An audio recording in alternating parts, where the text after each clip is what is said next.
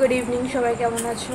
Just office থেকে এলাম, এসে চেঞ্জ করিনি। ঠিক আছে, আজকে একটা ঘটনা ঘটেছে, একটু দেরি হয়েছে, তো মা ফোন করছিল। তো আমি এসে 10 মিনিট রেস্ট নিয়ে, ঠিক আছে, আমি একটু রিলস বানাচ্ছিলাম। আর মা দেখছি ফোন করেই যাচ্ছে। মা কেন ফোন করছিল, দাঁড়াও। তো মা কেন ফোন করছিল? রাত হয়ে গেছিল।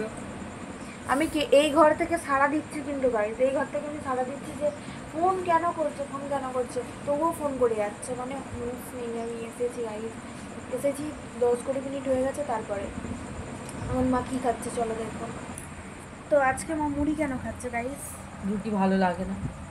রুটি ভালো লাগে না, আর আমার থালাতে কি করে দিয়েছে গাইজ। আমি একটা রুটি খাবো আর একটুখানি মুড়ি খাবো গাইজ। আমার রুটি খেতে আমার ভালো লাগে না।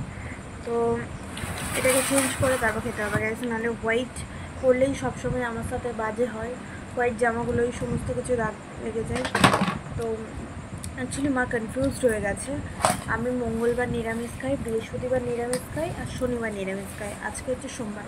হ্যাঁ, শ্রাবণ মাসে সোমবার নিরামিষ খাই। মা আজকে হচ্ছে নিরামিষ, তো তাই আলুর তরকারি হ্যাঁ, আর রুটি। তাই মাছ রান্না করে। রাস্তা করে ঠিক আছে মা, আমি এবার থেকে একটা রুটিন করে টাঙিয়ে দেবো। ঠিক হ্যাঁ, আছে, যাই বলো। রুটিন টাঙানোর পরও প্রত্যেকদিন সকালবেলা ঘুম থেকে ডাকবে কি রান্না করব। ডিস্টার্ব করে গাইস আমাকে। কেন ডিস্টার্ব করে আমি জানতে চাই। এটা খাবো না, ওটা খাবো না, সেই জন্য আর করলে বলে এই করেছিস।